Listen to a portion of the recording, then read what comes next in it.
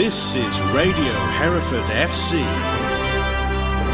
on the road to Wembley.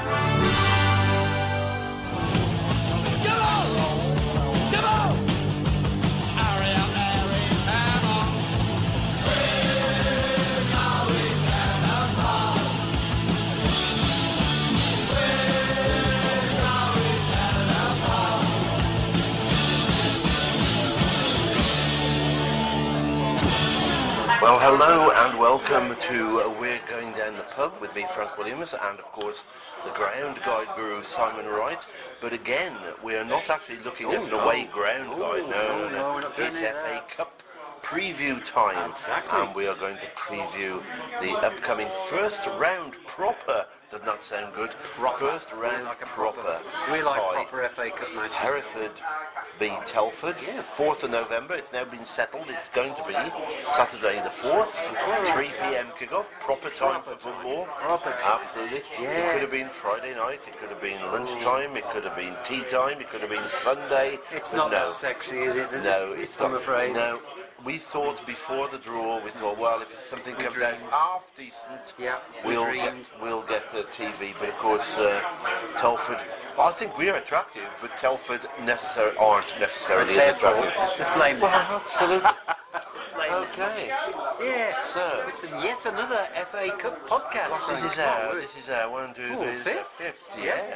Yeah. Well, I checked back, and this is the longest run by an Edgar Street side because we got through 4 rounds. Yeah. First time we got through 4 rounds since the Giant Killers of 71-2. It's that far back. Well, I suppose, yes. Yeah. It must be. Yeah, you know, and that's an awful long time ago, you know, when really only the 55 pluses, the older supporters, shall we say, actually have first-hand memories of that run. You know, Kings Lynn, Cheltenham, Northampton, you know. But of course, having said that, it's not the largest number of matches, this one. No. That cup run was more matches because, of course, there were 2 replays against Northampton in that. Oh, so, yes. I mean, that was a 7 matches in the run altogether, which that was such a battle. Which was 8, actually, because, of course, the Newcastle match was a replay as well. Yes, so, it was. Yeah, that's right. Reminds me, of course, the Northampton game was settled just a few miles up the road. It was indeed. I was dramatic night, and so was I. in the Birmingham Road End. Yeah. But, oh yes, but I think that's a subject that I've covered many times in the past. So I won't bore people with that again. But there you go. Yeah, I mean, you and I are just about in this age group. Of course, remember. Well, I was actually teaching in the school. My first teaching job in 1972. I left Worcester in 1972, and I started in September there. So of course I got the. I literally parked my car on the school playground, walk across the ground towards the replay. How good is that? It's very good. That's very good. In those days, the school used to get money off the Albion for allowing the directors to park on the car park in those days. And Ron Inston, the school caretaker, used to fleece them by charging them to come in.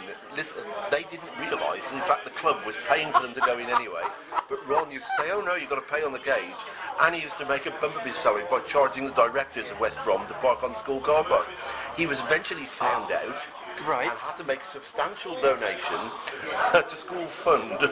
I didn't know that. That's a great. It's just a Ron Inston. I met Ron. I'm going to reuse that story somewhere. But okay, I mean, don't quote me on that one, of course. Oh, no.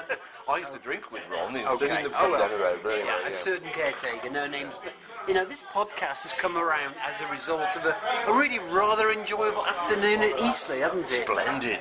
Oh gosh, I mean, you were getting commentary out to the world, Frank, and I was doing terrible things to a stand floor, so there's a bit of a contrast in roles. Explain. Okay, I mean, for those who weren't there, the away seating, it's like sort of large golf stand. It's got a sprung floor, and it's stamping on it, or just plain jumping up and down as we were at the end of the game. It made a terrific racket, you know. It really did, and sort of felt like it was making a difference. You're not supposed to jump up and down in a seated stand. You know that, don't you? Yeah. Oh, I've been told many times over the years, mate. But it added something in the later stages. That floor was vibrating. You could feel the vibration going through your feet, you know. Well, it's a good job you didn't do it a year earlier, because that stand at Sutton Coldfield would never have taken that sort of treatment. I mean, Rob Bullock demolished that one on his own. Oh. So, he never lived that one down, will he? But happy days. It was such a cracking performance that day, and the players weren't bad either. So there you go. yeah. You know, 116 minutes. I mean, that game felt like it was never ever going to end. But you know, the team gave everything, as everybody, front to back. You know, and we looked like the National League side. We did. Yes, we did. You know, I agree. Eastleigh looked well. Yeah. Eastleigh had a bad day at the office, didn't they? But it did come at a cost. Oh, didn't it just? You know, we lost 3 players that day. Yeah. I mean, 3 key players, you know, and as a result, arguably, we lost 3 points as well on Tuesday night because we needed those key players. Yeah, they defeated Farnborough, of course. Yeah, exactly. It's a double-edged sword, isn't it? Of course we want to progress, but at what cost? You know, we don't have a big squad. We can't easily replace our better players, so... I mean, as we know, just a few miles up the road, Stourbridge, they have a cup run almost every year. And every year they just miss out on promotion. Well, they got no excuse this year. No excuse at all. They can go for promotion now because they did lose 5-0 at home to Macclesfield. They did. But good side Macclesfield, though, this season. Yeah. Top of the National League and good so on. Side. But it actually shows where we are. We played a National League side away. Yeah. They played a National League side at home. Yeah. We won, I think, in the end, relatively comfortably, and they got stuffed. So, you know, it does show where we are. Yeah, you know, we were all very much up for the cup draw, weren't we, on Monday, but unfortunately we got Telford, and that really lacks positives to me. Yes, we're at home. People say that's a positive, but when you think about it, the last 3 games we've lost, they've all been at home. Yeah. You know, we're probably better side away, so it's a local game. That's good. So the away end, we imagine, is going to be full. The away half side. Yes, the away half side. Well, you say that. You say, yeah, okay. I don't know how many that part of the terrace holds, 600 or so. Mm-hmm. See, their average gates are only just over 1,000. Well, you know, our average gates are over 2,000, and we take about 600 away. So how many are they going to bring? Maybe 300, 250? Well, if you remember, their players are subsidising away travel. Well, that's right. So that's got to help. Yeah, that's one coach subsidising. It's only 50 miles. I mean, that's only 50 people, though. Yeah. I mean, that's less than a home game for us. I bet you that bit of tarpaulin that separates the away supporters from the home supporters will be moved gradually nearer and nearer to the Blackfriars end as we get closer to the match, when they realise the Telford people ain't coming. Alright? I bet you. Oh, okay. We watch out for that bit, for that blue tarpaulin, and where it's laid out on match day, we'll know then how many tickets they've had. I'm not going to argue with you. Presumably, they're going to have to buy their tickets in advance. One presumes so, because our because ticket we do. Yeah. Yes, that's right. And our ticket office is going to be. We're doing advance sales only, so I presume the Telford supporters will have to buy theirs. I've sent off my voucher. You have? I have sent addressed to those hard-working guys at the Sexy Football Club, just to make it stand out from all the rest. You know, I'm sure they'll spot that. But and of course, Hust members as well. Yes, a bit of recognition. Absolutely, right. I think that's quite right. You know, I wanted the league club. Well, more importantly, I wanted the cash and the TV cameras, because that can change our fortune so much. You get a live match. It's £67,000. That's a lot of money. And when you think the winner for winning in the first qualifying round is only £14,000, it could, to a non-league club, it can be a couple of seasons worth of gate receipts. Of course it can. Yeah, massive, isn't it? Yeah. But in fairness, Telford wanted the league club. They didn't really want us, But Telford's what we've got. So let me share some information on these visitors that we have. Okay. Although we think we know them quite well. In fact, they've gone more metamorphosis than most clubs over the years. Yeah, I mean, that's right. Present club. Yeah. Well, they were founded in 2004. AFC Telford, fan-owned. They're a typical Phoenix club in a tearing hurry. They've had 4 promotions in 9 years. And before that, they were Telford United. They were. Do you remember them when they were Wellington Town? Only because I've got a programme with that name on about 1970. Which I think I did. Dad, who's Wellington Town?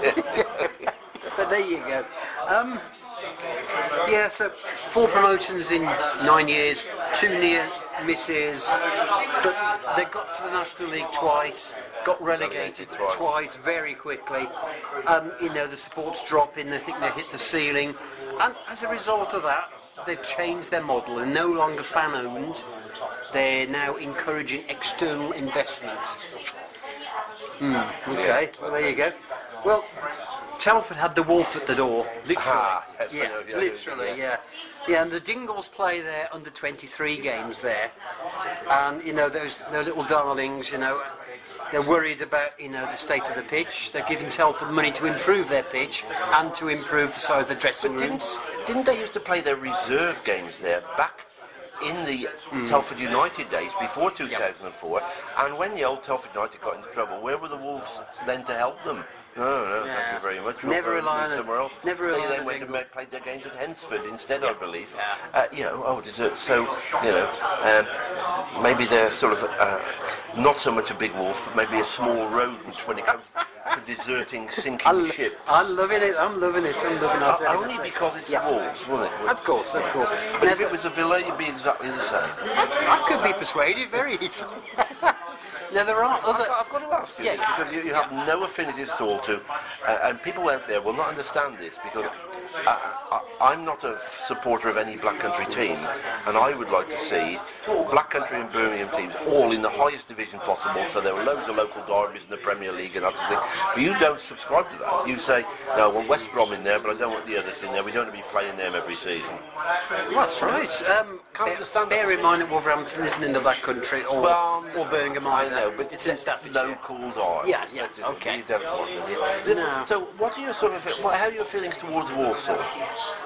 I've got no problems with Walsall. Exactly. Nobody because has. they are lower graded than you. That's the reason. They're not a threat. They're not a threat to anybody. They're harmless. So you admit that the other ones are threats? I think they're a pain in the posterior. They are okay. Now, they're a threat if they're standing above you and you're in the terraces and they're throwing stuff at you. They're definitely a threat. But anyway, we better move on, haven't we? Absolutely. Okay. Now Telford do have other investors who don't appear to be named, who are putting money in now. That feels a little uncomfortable, frankly, but it's their club, not ours, I suppose. Curiously, Telford have had a Dosser in charge. A Dosser? A Dosser, yeah. Maybe appropriate for a club who is sliding towards being down and out. I bet he's gone, or sort of gone, so chairman for 13 years, Ian Dosser. Yes. Got you a bit worried then, I thought where I was going with that, but he resigned this summer after a decade and a bit, but they like their Dossers at Telford. They've invited him to be managing director instead now, so he's very much kept in the field. So instead of putting money in, he's now actually probably taking money out because he's paid. Maybe, okay. So, we're already getting a picture now of new money, new chairman, and there's a new manager as well. Okay. Sadly, an ex-Dingle. There's a theme emerging here already, isn't there, really? Rob Edwards is just 34. Well, we've got players older than him. Yeah, Bird's older than him, and Green is older than him, so it's a bit strange, I mean, Edwards is almost young enough to be Bede's son. Well, given that Bede's has got a lad who's mid-20s, maybe late 20s, Now, Edwards started with Villa, and it just gets worse, doesn't it, really? And then played 100 times for the Dingles as a defender. Then he became a Wolves academy coach, and then briefly first-team caretaker manager. Yeah, because they change managers so often that they have to have a permanent caretaker on standby, don't they, really? So this is his first job, His first full, first real job, yeah. So new manager and a new squad. It gets new everything, Now everybody in the Telford squad, bar 2, are new. They've all come in July, August, September. Right. And they're young. Half of them are 21 years old or even younger, 19 and 20. So it seems to me like the manager used his academy knowledge to pick up players who come out of academies all over the patch, Now he's got 3 on loan from the Dingles Academy, which I don't like the guy at all, clearly, by this point, and a number of Scousers and Welshmen. Well, you know my feelings about having too many loan players, don't you? Yeah. It does not breed continuity. No, it doesn't. At all throughout the club. You become reliant on them. They might do a very good job and they might be committed to your club, but at the end of the day, they are not going to stay. They're not. You've got these 4 loanees in that squad. Absolutely. Okay, and let me throw just a few names to look out for, or actually not look out for. But look out for Shane Sutton's beard. It is spectacular. It's a sort of beard you can hide your ferrets in. It's that sort of beard. I've never felt obliged to hide my ferrets. No, but but certain Herefordians wouldn't maybe want to do that sort of thing. He's a big lad. He's the captain of the club. Curiously, his day job is a barber. He owns his own barber shop. So that's a But he doesn't trim beards, by the way. No. I mean, that's a bit like working for Jaguar and driving an old Toyota, really, That's isn't what it? it is, yes. He's a fascinating guy because he's a fitness trainer, he's a sports coach, and he's a barber. He owns his own barber shop. But a strange combination. Anyway, there you go. Got a certain cutting edge to it. Oh, that's a good one. I like that one. Okay. Right, now, there's only one player over the age of 28. Yes, and that's Matthew Barnes-Homer, who is 31. Now, Telford is his 25th club. Oh, now, he's really been around a bit now. He's, amongst the others are the Salty Dogs. Go on. And the Ranging Rhinos. Yeah, go on. Actually, you can ignore that. But Barnes-Homer's gone. Has he? He moved to Hales Owen on Friday. Oh, God. He moved over the road. He's got to move down a step or 6. Yes. Hasn't he, really? Yeah, Hales Owen is 26th club, so you wonder when he's collecting them, a bit like a train how old is spotter. he? 31. So let's say his career started at the age of, what, 17? Yeah. 14 years, 2 a year, 2 a season, year, approximately 2 a season. Yeah. He's getting through. So there you go. He's had his 2 for this season already. Sometimes it's 3 and 4, but there you go. Jazz Singh in goal.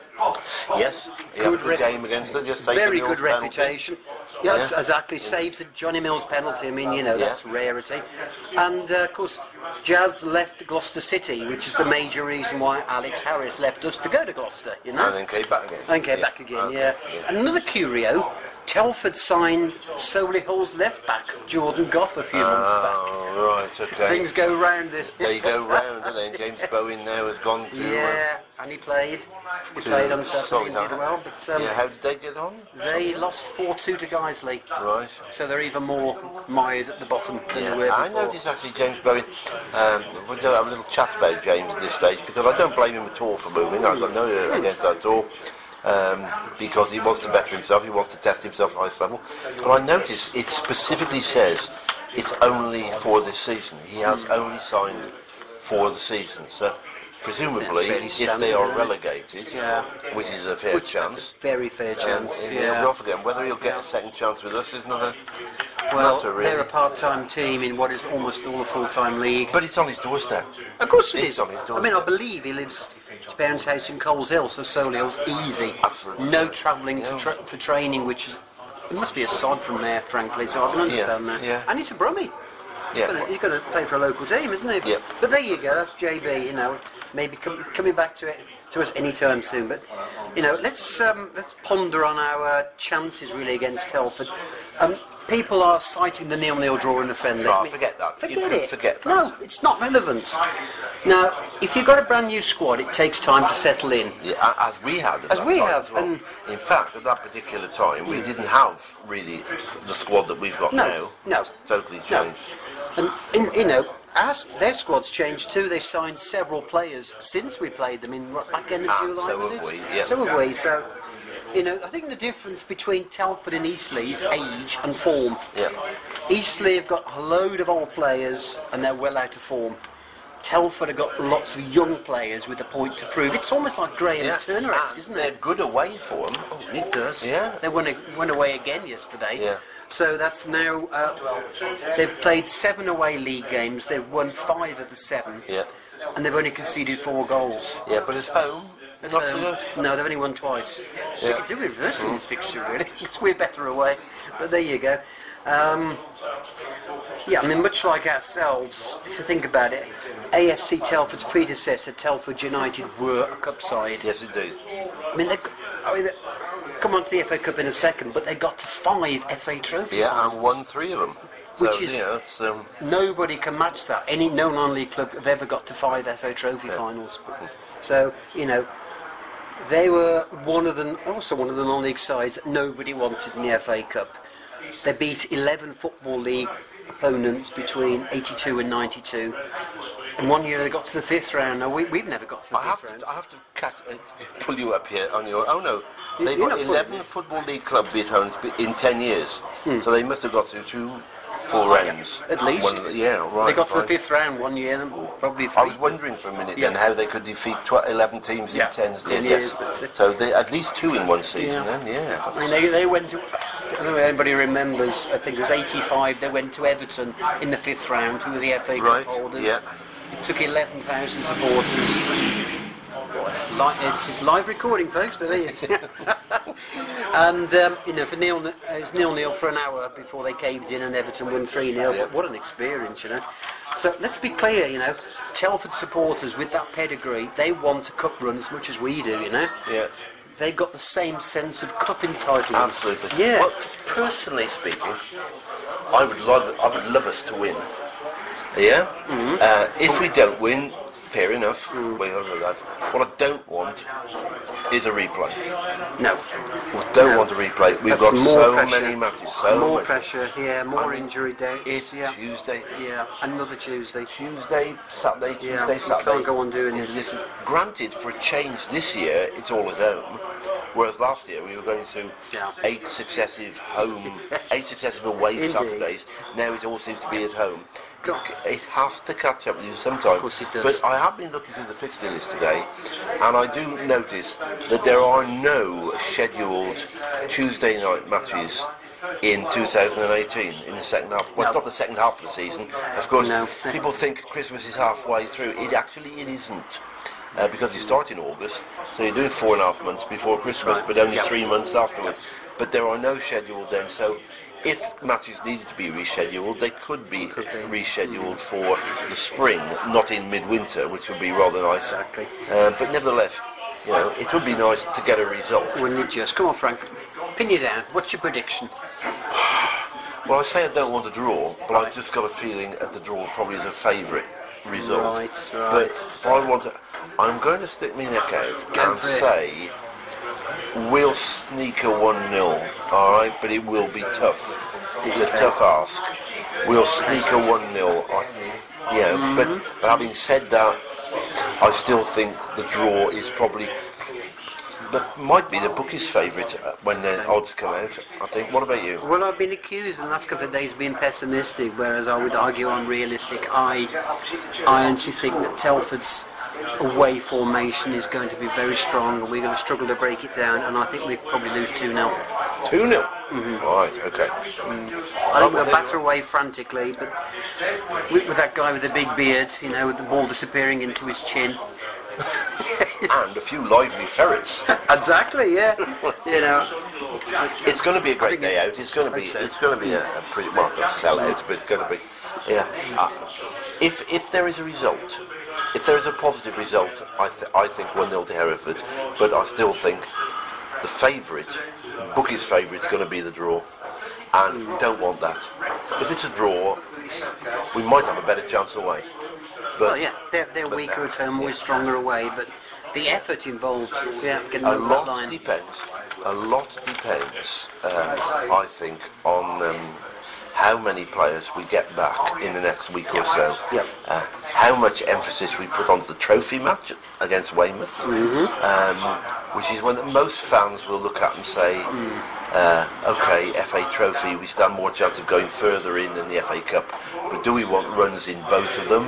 And we built a run in the FA Cup. Do we want a second big cup run, which would seriously damage our league chances? Yeah. 2 big cup runs would. Well, that's right. And as we're on this one and we're already 5 matches into it, I would say this is the one to really go for. Yeah. Well, most people I've spoken to have said the Weymouth match are not really bothered, to be quite honest. If we lose it, we lose it. If we win it, we win it. But if we have yet another rearranged. If we have a run, Frank, and it's not obviously purely down to us, the second round match is the same day as Kettering away, which we'd want on a Saturday, to be honest. The third round match is Kingsland away, which we definitely want on a Saturday. Yes. Yeah, I mean, these are really big games for us. We don't know, be the Constantine in them. Absolutely. In between other league games. But we are what we are, and our team is what it is, and on their day, our lads are capable of beating anybody. We know that. They've proved that already. Yep. We know that realistically they are not going to win either of those two trophies. What? They're not going to win either of those two trophies. Realistically, they're not going to win the FA Cup. We're not going to win the FA Trophy. Oh, right. Okay. No, realistically. Yes, you're right. I'd You're right. love them to, Yeah, but yeah, realistically, we're not going to win the FA Cup, and realistically, a conference national team is probably going to win the trophy. Having said that, Yeah. Having said that, 2 years ago, 2 Step 3 sides got to the semi-final of the trophy.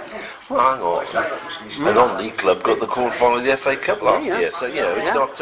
No, it's not. It can be done, No, but of course whether it we can. want it to be done. Exactly. Yeah. But that non-league club were walking away with the conference national at the time and ended up promoted, as we know. But nevertheless, I don't know. Okay. Right. I want us to do well, but I don't want us to do anything to jeopardise league No. state, because there are 4. I think I read this morning. Somebody said it's a 4-horse league. There are 4 teams that can realistically win this league. I've said that for a while. And it's going to be Yeah. tight. Yes, it is. Amongst them. If we'd have won against Farnborough, we would be sitting on top of the league with a game in hand at the moment. As it is, we still have that game in hand, but teams have overtaken us. But there's still only 2 points separating the top 5 teams in the league, and it's one, it's going to go to the wire, I think, this season, and we want to be up there when it gets to the wire to give us the best chance possible. Love a cup run, want a cup run, really looking forward to it. It's going to be a tremendous atmosphere at Edgar Street on the 4th. See you there. Absolutely. Get your tickets now. If you haven't already. But the one thing is, it is not the be-all and end-all of our season. But it would be nice to get through the next round and then have a televised game. Yeah. Oh, yeah. I'd like that very much. And then, of course, after the second round, you can breathe a little bit, because then it's a new year before you play again. It is, isn't it, really? So, anyway, that's all from for the Silent moment. Night. We'll be back with you in a week or so. We're going to record. We'll have to be recording Kettering and Stratford. Yes. Well, Stratford one is probably going to go. Well, I don't know. Stratford will. Yeah, this Kettering is is cup question mark. replays and matches permitting. Yeah. We will catch you for that. We're going to have to do those guides at some point, Simon. So exactly. we might as well get them in the can, even if we hold them back. Right. Some people do think that we record these. I said that people think we record these in the studio and I use backing loops for the pub. Well, other people also think that we sit down and record about 10 of these at a time, so they're about 6 months out of date. Well, I can tell you now, Shock. they are recorded as soon as we can, preceding the match, as close to the match as we possibly can, using information that may be 6 months out of date, granted. But the actual researcher. Exactly. Yeah. But we have got most of the information we need to give you all the ground guides for the remainder of this year. But we will hold back on them because things change, and certain things will change, and clubs will put segregation and all ticket and things like that on us that we don't know about. So we will hold back on those and bring them to you when we can. But until then, have a good. Have a good one. I have to ask you something. You spent a whole week down in the Shire, didn't you? Oh, that'd be right. You have. Did you get blown away by the winds at all? Yeah, it wasn't that bad. No, the last 2 days when I thought the caravan was going to take off. But apart from that, it was fine. Well, you are next to Shobden Airfield, your caravan site, isn't it, really? Yeah. So if taking off would have been... Wings would help, though, wouldn't it? Okay. Well, anyway, that's Okay. enough for me and Simon, Yep. and we'll catch up with you again soon. Bye for now. Come on! Come on! Hurry up, Harry, come on! We're going Panama. We're going Panama.